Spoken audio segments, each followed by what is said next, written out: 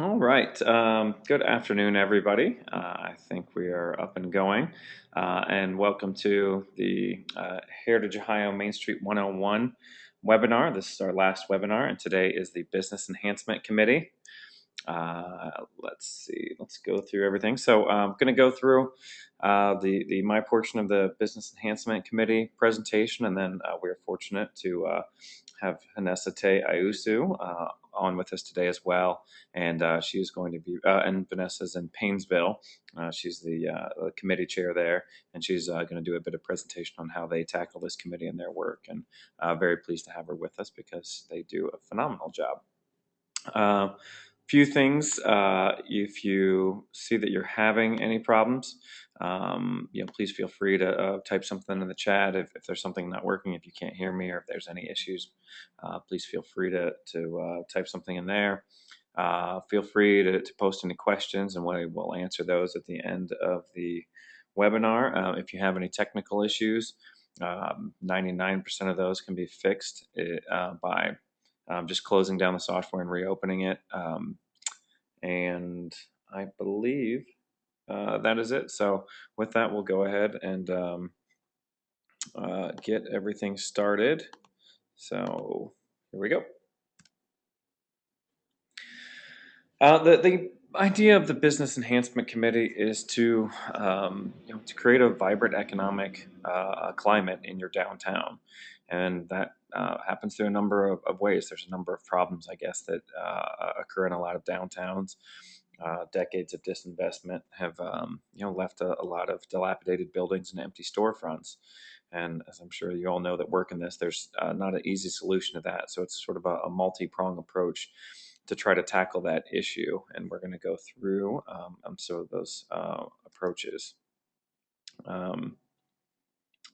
Let's see. And what economic development has become is this situation that of kind of trying to attract big box stores to our communities, which isn't necessarily the greatest sort of business to land. It comes with a number of problems. It doesn't put as much money into the community. And they're out of town businesses. They're businesses that require a ton of infrastructure. They don't utilize the existing infrastructure.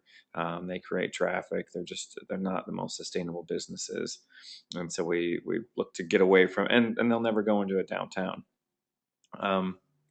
Sorry, I just got a note that said somebody can't see the PowerPoint presentation. Is anybody else having that issue?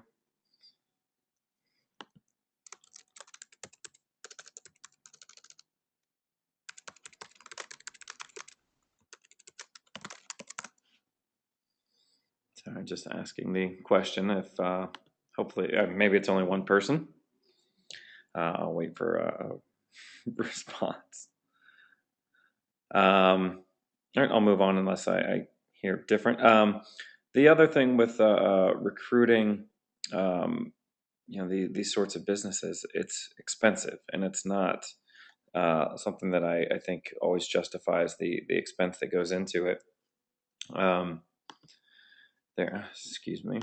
If you look here at this stretch of from 92 up to 2007, almost 50 million in incentives was given to Walmarts to locate within these Ohio communities, which is quite a bit of money considering the amount of jobs, and especially when you consider that it's a $200 billion company. And this isn't the type of economic development that we really want to do, and it's not realistic for communities that have limited budgets.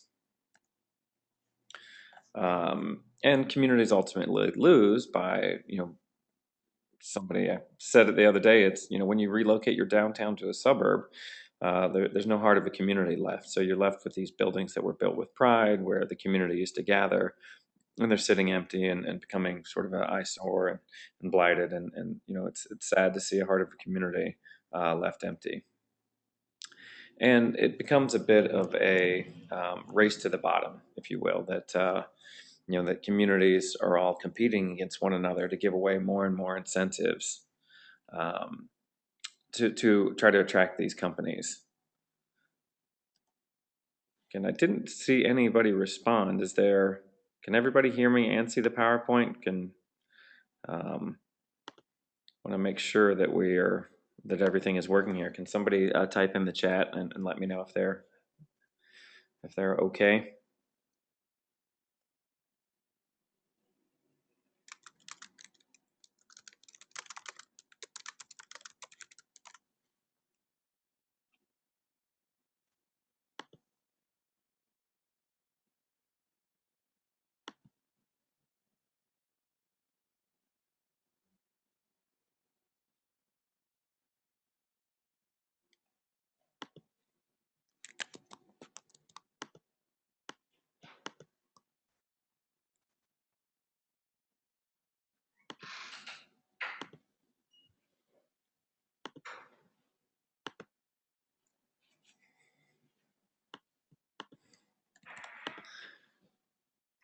All right, we are going to start over. It appears things may not have started the right way. Hopefully they are now.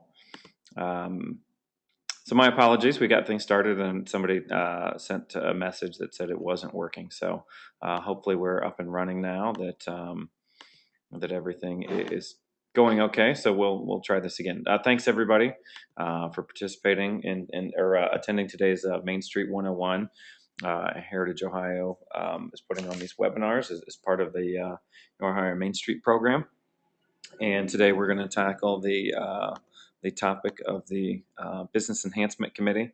And we are very fortunate to have Vanessa Te Ayusa join us today with the Downtown Painesville Inc. Vanessa's done fascinating work up there. I think it's been incredible for the community, and I'm really excited to share what she's been doing in Painesville and the impact it's had.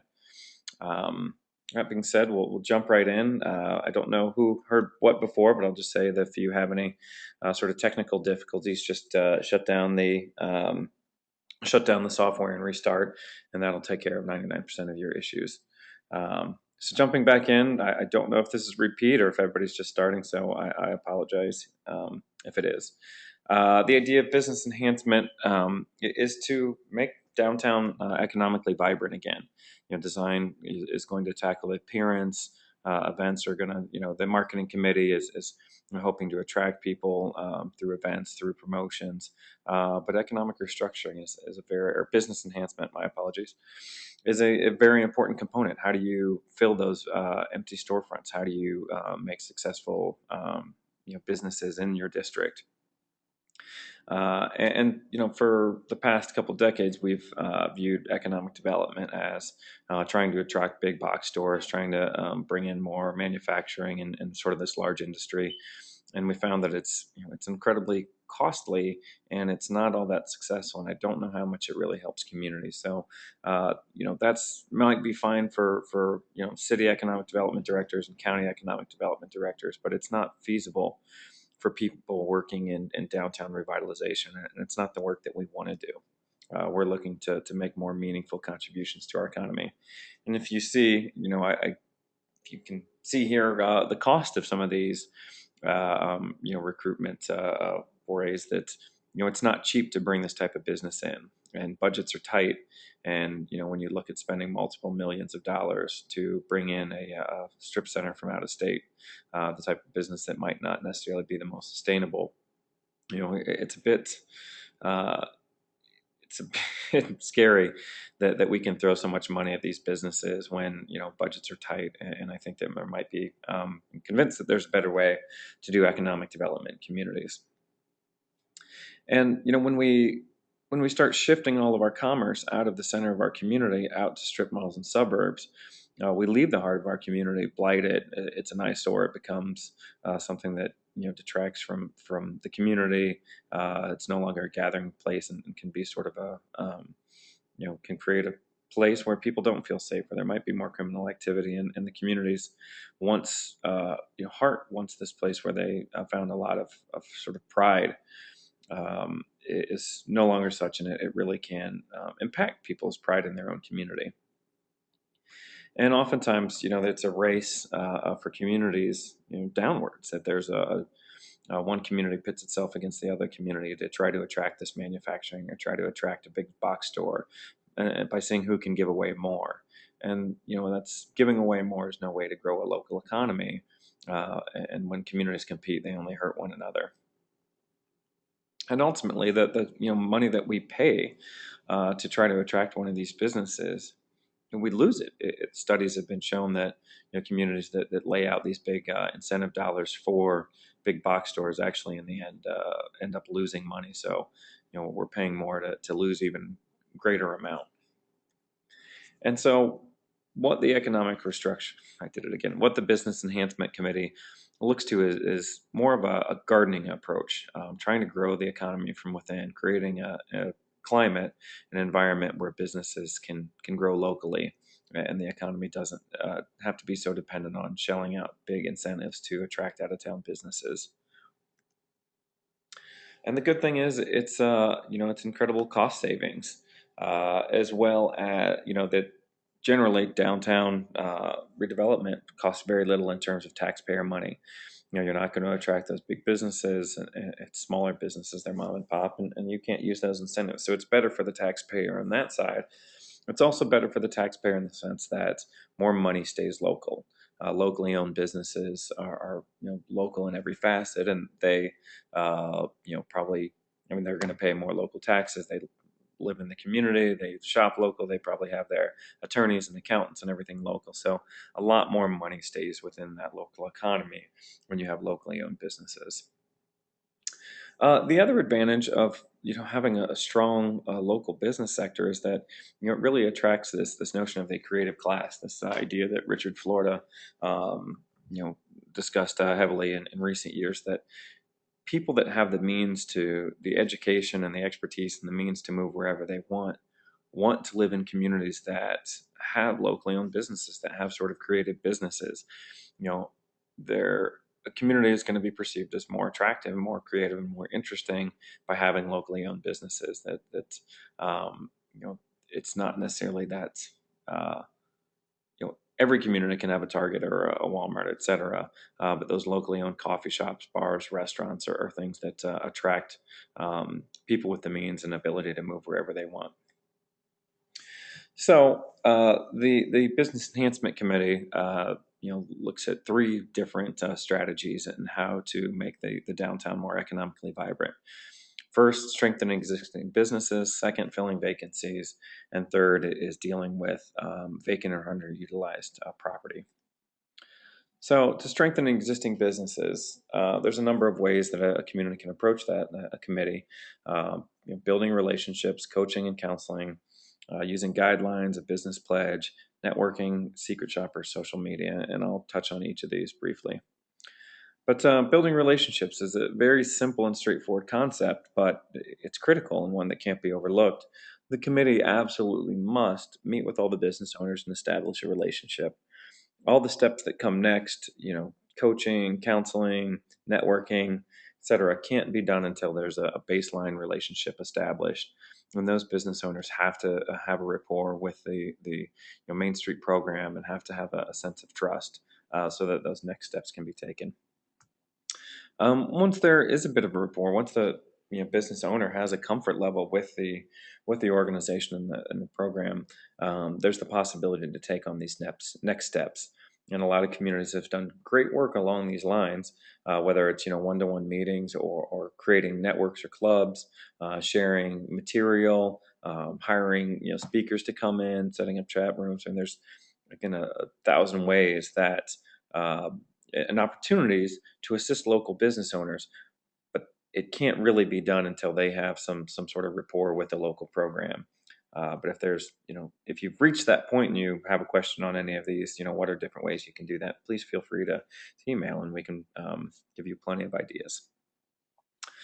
Um, Other issues, something to look to when coaching and counseling might come in handy. But if there's a business in your district and you see some of these signs, that's a pretty good clue that business is in jeopardy, that they might be nearing the point of closing their doors. And once they've closed, it's often too late. So try to keep an eye on some of these issues and see if there's not a way to assist the business to repair some of these issues, or at least consider a way to transition the business into somebody else's hands that might be able to keep it up and running or even improve it. And things that another way to assist those businesses, just helping with window displays. There's plenty of creative people in most communities with with some visual design sense and expertise that could certainly help in dressing up windows. Another area that I think is incredibly interesting that is trying to adopt some business guidelines in the district. Some simple things that if all businesses sort of adopted and took part in would be incredibly helpful to all those businesses. When we many of us have unfortunately probably been to a lifestyle center or be it Easton or Crocker Park, but I can guarantee you the lease language spells out all of these things for the business. These are going to be the things that a business is required to do that makes them successful, that makes the entire development successful, and all downtowns would benefit a great deal from having some of these things. I mean, I suppose, all been to plenty of communities where businesses aren't open some days or close early or open late, and to all adopt some of these policies, make it a much more enjoyable experience for the shopper, makes it more consistent. But it's also going to result in much higher sales, drastically improved businesses that make the district more attractive, and likely become a greater chance of being a bit of a shopping hub. Another example I saw in a community is a business pledge. Again, this all is predicated on having that network, that rapport with those businesses. But once that's established, this idea of adopting a pledge can be incredibly meaningful and helpful, to be able um, to work with those businesses, or to get able to adopt a pledge like this where they're all in it together, where they're all working together and doing some of these things like saving the best parking spots, like referring customers to other local businesses, to having a shared vision, being positive and welcoming everyone in the store. So simple things, but they can be very, very impactful and meaningful. Networking, entrepreneurs say that the number one most important thing that they need is a network. And don't forget that entrepreneurs and existing business owners need the same things. So to look at some of these ideas of creating a network where business owners can get together, share ideas, concepts, and maybe learn some new things and how to work better together. Secret Shopper is an awesome program that some communities have used to help improve sales and give businesses that critical feedback. It's hard as a Main Street manager to go into your local business and critique them, to try to give them some of that advice that they may very well need. So a secret shopper program is an excellent way to provide them with that feedback without putting yourself on the firing line. So there's certainly a great way to help improve businesses. Um, Social media has become such a huge factor in local businesses. So I would say that if your local businesses aren't currently using it, I would push them and provide them training in any way possible so that they can. Just some examples of different types of social media local businesses can use. Next up is filling vacancies, and there's generally three ways to do that: is expand, recruit, or try to develop entrepreneurs, and finally recruit. Um, and expansion can come in helping businesses in town set up a new location, or business owners expand into additional product lines, and both happen. Some people have a successful business and may be ready to expand, and some people just might be entrepreneurial and are happy to set up a different type of business if they see a market opportunity. Um, Entrepreneurs, there's going to be a number of people in your community in any given year that start up a new business.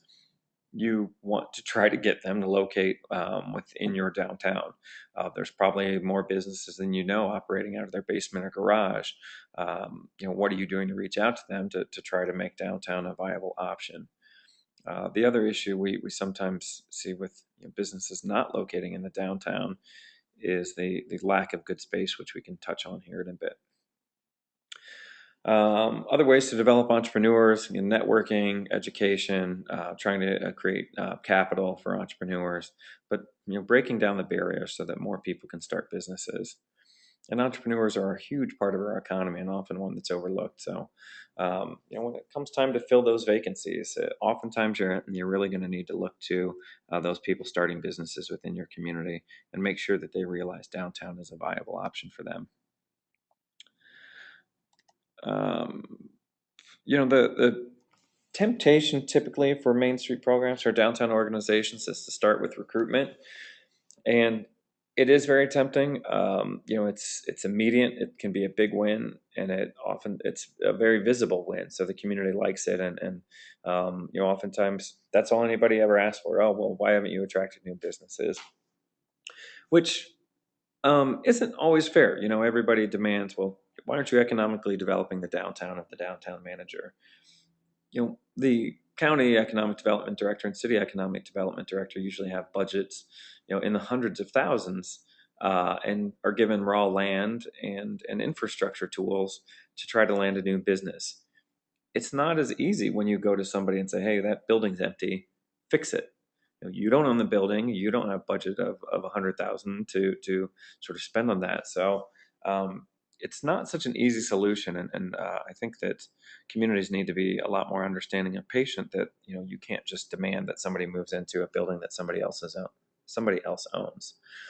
Um, Reasons to hold off maybe on recruitment is so much of district job growth or loss stems from the existing businesses.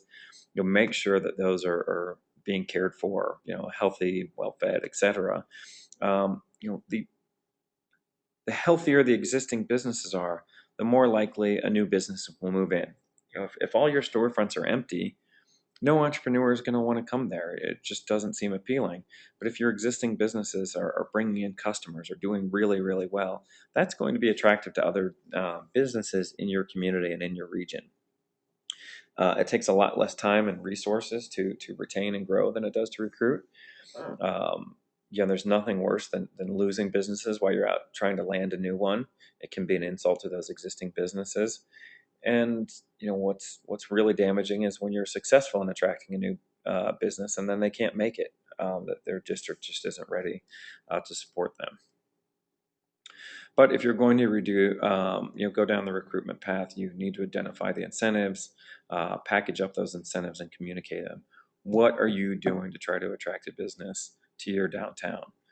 When you look at larger cities and how they handle development, they're very proactive. They don't take a haphazard approach. It's not like, well, we just hope somebody shows up.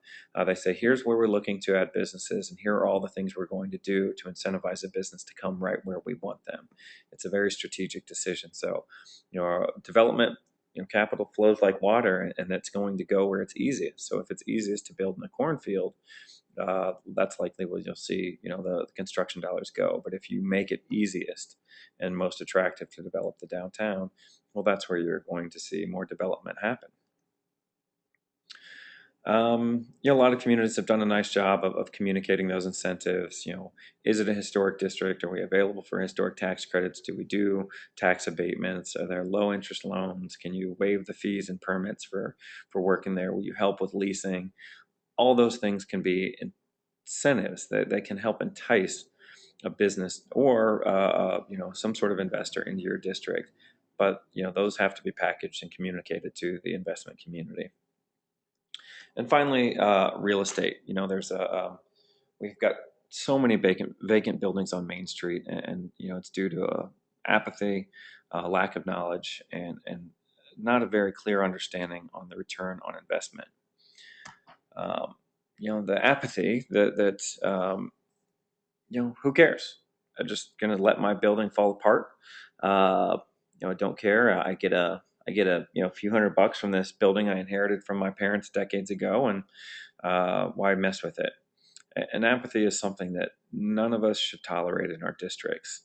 There's absolutely no need for any building to be falling apart within a downtown, yet it's constantly happening. And there's few people that I talk to that would say, if your neighbor's house were falling apart, if it was a fire hazard, if the grass was 5 feet tall and you saw rats running around, that you wouldn't immediately be on the phone to your city and have a code enforcement official out within the day, knocking on the door, tracking down the owner, and making something happen. That happens constantly. Nobody doubts that. Yet when you talk about a major, a prominent downtown building that's falling apart, that's in the heart of the community, we don't seem to care. It's not a concern that there's party walls, and if a fire starts in the building, it's going to burn down the buildings adjacent, or that it's damaging the community, that it's ruining the tax base, that the community pride is being hindered by this, and it doesn't make sense. A vacant, run-down building in the downtown should be treated with more scrutiny than a residential property. And a lot of communities have been very proactive as of late in using vacant property registry to go after these sort of nuisance properties. I think we're up to 5 or 6 communities within the Main Street program that have adopted vacant property registration. That's making it far more painful to have these sort of properties, and that are really making a dent in the problem. Business owners might not know, or sorry, building owners might not know of the incentives. What can be done? Can you use tax credits? What are your zoning codes like? Is it cumbersome? Is it a hindrance to try to go through the process? What can the community do to make the process of renovation far easier? To make sure that building code officials completely understand working with historic buildings and understand fire suppression issues and the alternative building code. Uh, Nothing worse than a building official running around the community claiming that everyone needs an elevator. Investors will put away their pocketbooks, so fast that it would make your head spin. When more often than not, these buildings don't require being completely sprinkled or don't require elevators. It's just a lack of knowledge. Discussing the return on investment. Making the case that, hey, look, I know you have this asset that's sitting partially vacant, and maybe you get a tax break, or maybe you get $500 a month, but you can gather some debt. You can get some debt, but by getting a loan to renovate it, but the amount coming in post renovation is going to far exceed the debt. And so while maybe you're making $500 now and don't pay anything on a note, if you're paying 5,000 on a note and making 10,000, that's going to be a great return on investment. So making the case to those property owners that this is you have an item here that you can invest. You have an asset that if invested in can have a really great return for you. And again, trying to make that case. Here's a case where a bar was put through a renovation. I think it was only $20,000, but business increased by 25%. So that money was recouped within 2 years, I believe. So the return on investment is absolutely there for cleaning up a place. And as we increase the demand, kind of jumping back to how real estate can relate to increasing business, but if we are successful in working with those business owners and helping them understand how to, whether it's use Facebook or have more attractive windows, or whether it's getting those business owners to attend a marketing session or something that helps them increase their demand. Well, that demand is going to result in increased sales for that business. Well, when a piece of real estate has a business that has increased sales, they're ultimately going to have an increased rent. That piece of property is therefore more valuable because you have a more valuable business within it. And ultimately, when rents go up, the value of the building goes up. As the value of a building increases, the owner's ability to invest in that building also increases. They can maintain that building at a higher level, or make a capital improvement by having those higher rents. So just increasing the demand in a business can really result in property renovations, or new investment from maybe somebody else. The other thing I kind of want to add on the real estate issue is that we oftentimes are think, well, why don't more businesses move to our downtown? We've got all this vacant space, and businesses should just be clamoring for it. Business owners don't want to take their business to a dilapidated, rundown space. That business is something that they're very proud of. It's their baby. They care for it and want to put it in a nice space that they think is going to reflect well and give them the opportunity to be successful. And if your downtown is full of space with holes in the floor, with leaky ceilings that really nobody would want to put their business in, don't expect any good businesses to come. You're going to get karate shops, you're going to get storefront churches, you're going to get the types of businesses that are open 4 hours a week. You've got to find a way to get buildings renovated before you can expect any good businesses to locate in those buildings. That's a kind of a quick run through of the Business Enhancement Committee and how it operates. Ultimately, again, you're trying to fix up real estate and attract businesses to your downtown, which has tremendous impact on the entire community. That being said, I am going to try to turn it over now to Vanessa to discuss how this has worked in Paynesville and what they've done. Hi, everyone. Thanks for your time today. I know that Jeff is going to try to bring up my screen, so I minimized any inappropriate images I might have had on my screen just in case, although I'm sure you would have enjoyed that as well as my presentation. I wanted to talk a little bit more about the practical applications of the information that Jeff provided everybody.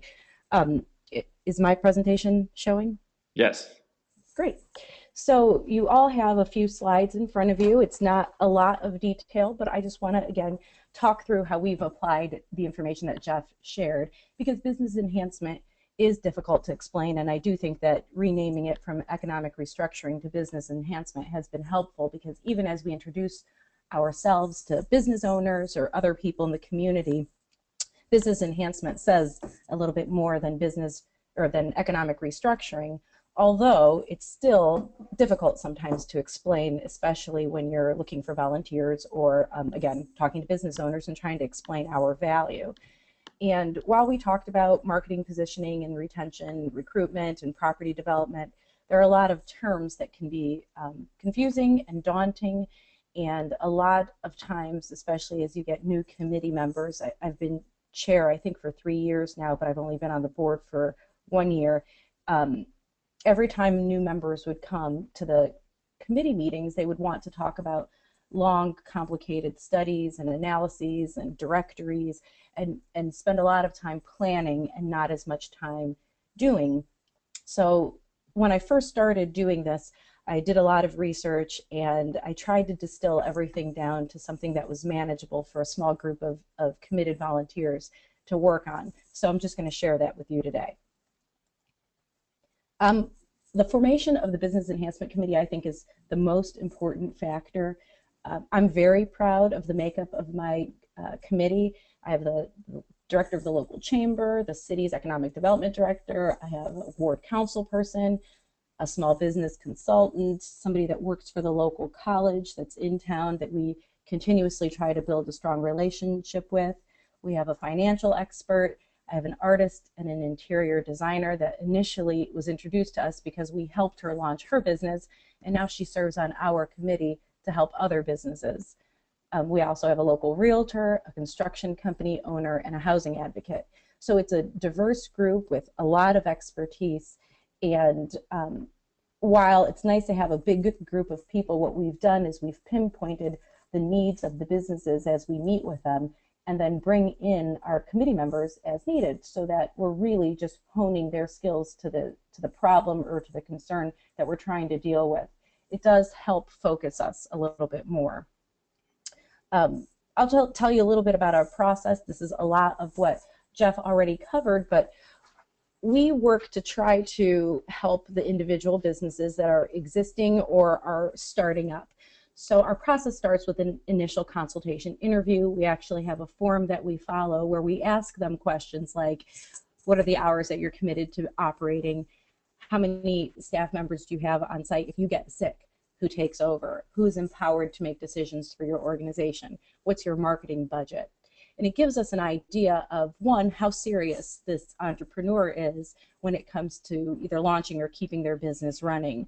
And sometimes we're sadly informed that this is a hobby, or that the person is not willing to put as much work and energy into it. And that initial consultation helps us decide how much of our efforts or our expertise we're going to lend to the project, or to the opening, or to some ongoing consultation. And then we do a follow-up with hand-picked members of our committee based on what they tell us they need help with, or what we've observed through secret shopping. Some of the things that we've been helpful with include, the typical marketing or social media or website promotions. But one of the things that we were pretty excited about doing was for an existing restaurant that was seeing some drop off. And what we did was we put together a large spreadsheet that showed comparisons on pricing between him and his menu offerings, between him and his local competitors. And it really helped him see where his money was going, and how he could streamline his menu to save some funds. It was just an interesting project, but one that now we've added to our repertoire to be able to help others. We work with businesses and the chamber and the city to market grand openings in our downtown to make sure they're getting the maximum exposure. And we do work with property owners to get spaces move-in ready, tenant ready, just like Jeff was talking about, how a $20,000 renovation now increases the caliber of the type of business that's willing to move into the location. Now, this is something we've just started, so we don't have a lot of good examples yet, but it's something we're excited to do. And then the other item we've been working on lately that's been very helpful, is holding special events to bring people downtown. And I'll give you some examples of that in a little bit. Obviously, the success of any project lies in the accountability and the tracking of your progress. It is easy to meet once a month and then forget what happened during the meeting, and then only regroup to meet and discuss what you met about last time without any real progress. We've all been in those meetings. We've been in probably too many of those meetings. So my process, and it's the Heritage Ohio process that I just institute into my committee. We meet monthly. It's 1 hour. I guarantee everybody that they will be out in an hour. It helps with making sure that we have good attendance. I follow up with a recap email and follow the Heritage Ohio work plan. That's extremely helpful, because the work plan allows you to divide the tasks up among your committee members, but also to make sure that you can follow up with them and say, remember, you were going to do this by this day. How are you on this? And it also shows if there's an imbalance among committee members. But committees are what committees are, which means that the bulk of the work will fall on 20% of the folks in the room. But the reason we have such a big and broad group is to make sure that if something lies within someone else's expertise, that we can tap into them and not exhaust our committee members. Another thing that has been helpful, and this is newly developed for our group, is adding ad hoc members. Maybe they don't want to meet once a month. Maybe they don't want to commit to being part of a committee, but I'm hosting a grand opening for an event, and this person would be very helpful when it comes to gathering raffle prizes. So I've appointed this person as an ad hoc committee member in the short term. And it also leaves them feeling positive about downtown Painesville, and something that they've now been involved in, and again, institutes some pride, but also it introduces us to their circle of influence. So we're continuously improving the recognition of our organization.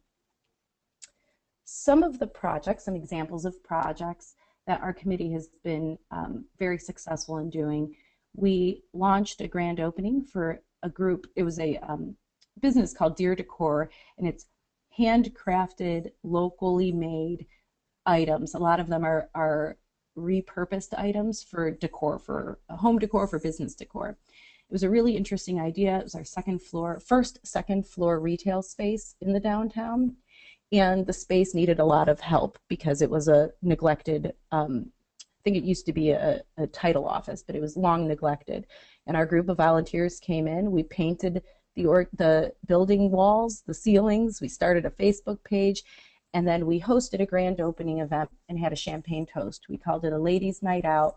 We invited all of our friends and family to the point where the fire marshals had us remove people because we exceeded the capacity of the room, which is a great problem to have, and we're pretty proud to get shut down by the fire department. And then again, the example of the local restaurant that I told you about, Jimmy's, where we helped him compare his menu to other competitors to realign his prices, but we also showed him how to automate his payroll using QuickBooks. Initially, he was doing Post-it notes and personal checks, and not only was it causing a lot of problems for him, but his employees were frustrated. So an automated payroll system saved him a lot of time and energy. And then we also redid his interior, increased his seating so that he could have quicker turnover of tables, but also serve more people at once, and to make it warmer so that people felt better once they were there. And he is still a partner with us to this day. In fact, we have another event coming up, and he will help provide the food for it because he's very happy to be part of the downtown. And we have a local micro winery called Your Vine or Mine. We're currently working with them to revamp their website and increase web promotions because they do have a good solid business, but they're seeing a little bit of a decline, and wanted to just kind of refresh their image within the city. So that's something that we're working on now. Those are some examples, some practical applications of the business enhancements tasks. And I mentioned before about our special events. These are more fun, and it tends to be easier to engage some of your committee members in it because it's a short-term project with an end date and clear expectations. And also, at the end, it's easy to be able to look back and measure whether or not it was successful. And we gear these special events to bring people to downtown Painesville that might not have ever been there before, or if they have, might not have the best impression of it. So there was a local hobby comic book store that, frankly, when they decided to open their doors in downtown Painesville, in an old, it used to be a furniture store, beautiful 3-floor building with wood floors and wonderful architecture and old windows. When we heard that a hobby and a comic book store was opening, we all cringed because we were really worried about what it could look like. So most of our fears did come true. It wasn't a beautiful restoration of the building. So we partnered with this business owner to create an event, and it was a little bit of a quid pro quo where we offered to bring in people to the special event into his store, but in exchange he had to fix his broken windows, his chipping paint on the front of the facade, and to redo his storefront because he had those big, beautiful window displays that were absolutely embarrassing to look at. And we were surprised, but he did cooperate. So he ended up fixing all of the things that were aesthetically not very pleasing. And we brought 75 people into his store. We had a whiskey tasting. It looked like a high-end event. We helped him create something that he could hand out to people to bring people back, and ended up raising money for the Downtown Painesville organization through raffles because we did end up getting donations. But I'll show you a picture of that in a second, but it ended up being a really nice event. You can see me handing out whiskey to people. So it was 1 for each guest, 2 for me. So that was a good night for all of us. And here's another picture of the displays and the tables. But you can see it was a full room with a captive audience. And that night, the store owner ended up selling quite a few of his materials and other merchandise because, again, 75 men in a comic book hobby store, and you can imagine what happened after a few shots of whiskey. They were nostalgic and buying some of their nostalgic toys. So it was a fun event. And afterwards, the 75 participants spilled out into the streets and ended up going to Your Vine or Mine, the local winery, and Bistro 70, which is a local restaurant, and to Nemitz, which is the local watering hole. So there was spillover effect after the event. The other special event that we're working on right now is next Thursday, and it's a girls' night out. It's at a local salon. It's a newer salon, and we want to introduce them to new clientele. It's a nice building. It's a beautiful historic downtown building, and so right now we have 50 confirmed ladies to come. There's a 50-50 raffle where the proceeds will be given to the DPO, but we're partnering with a nonprofit, with the Susan G. Komen 3-Day, and we have local businesses donating all of the food. In fact, well, donating parts of the food, I should say. We're doing meals in a bite. So the breakfast in a bite comes from the local restaurant that serves breakfast and lunch. We're doing lunch in a bite from another restaurant, and then dinner in a bite from another restaurant, and desserts in a bite from another restaurant. So now we're showcasing 4 of our local restaurants at this fundraiser where people will be feeling good about what they're doing, not just for breast cancer, but for downtown Painesville. So we're very proud of these types of events because it does put a new face on an image that somebody may have that might be negative of our city or just might be neutral. But they're high-end events. As you saw the pictures from the whiskey tasting, we made sure to make it to cover everything with linen covers and draping because we wanted it to feel very exclusive and high-end. So that's it for me. I hope to see you in downtown Painesville if you want to come on Thursday, November 7th, Girls Night Out at Ava Lane Salon. But we'll be having a lot of fun for the next few months. Excellent. Well, thank you so much, Vanessa. I love the work that you've done in Painesville, and I think you all do it as good as anybody. So I really appreciate your coming on to share your work. Thanks everybody for attending, and we will have this. This is recorded, so we will save it and post it to our website or send it out in a Dropbox format. But thank you again, Vanessa. Thanks everybody for attending, and hope you all have a happy Halloween. Thank you.